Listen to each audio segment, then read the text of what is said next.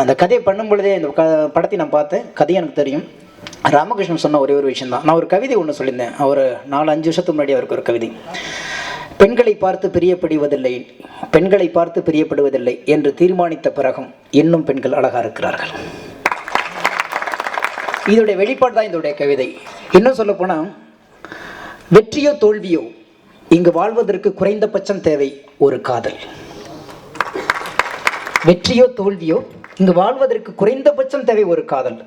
காதலுக்கான மாற்று பொருள் எல்லாத்தையுமே கண்டுபிடிச்சிட்டோம். ஆனால் காதலுங்கிற வார்த்தையை மட்டும் நம்மளால் மாற்றவே முடியலை. எத்தனை முறை சொன்னாலும் அழகாக இருக்கு. ஏன்னா அதுக்கான நிறைய இயற்கையாகவும் இன்னைக்கு விஞ்ஞானமாகவும் அறிவியலாகவும் அல்லது கற்பனையாகவும் நிறைய வார்த்தைகள் அதுக்கு ஊமை சொல்கிறோமே தவிர காதலுக்கான மாற்று வார்த்தையை நம்மளால் கண்டுபிடிக்க முடியலை. கண்டுபிடிச்சாலும் சரி இருக்காது. காதல் காதலாகவே இருக்கிறது.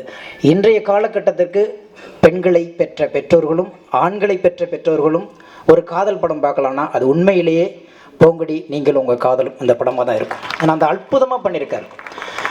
எல்லாமே சீன் பை சீனாக எனக்கு தெரியும். இந்த படத்தில் நான் பாட்டு எழுதலைங்கிறதுக்கு ஒரு பக்கம் பொறாமையாக இருந்தாலும் இன்னொரு பக்கம் வந்து எனக்கு சந்தோஷம். என்னுடைய நண்பன் முதல்ல வந்து இயக்கி நடிச்சிருக்காரு. என்ன இந்த காதலை பற்றி சொல்லிட்டுன்னா 24 மணி நேரம் சொல்லிக்கிட்டே இருக்கலாம். ஆனால் எத்தனை முறை தோற்றாலும் காதல் காதலாகவே இருக்கிறது. நன்றி, வாழ்த்துக்கள்.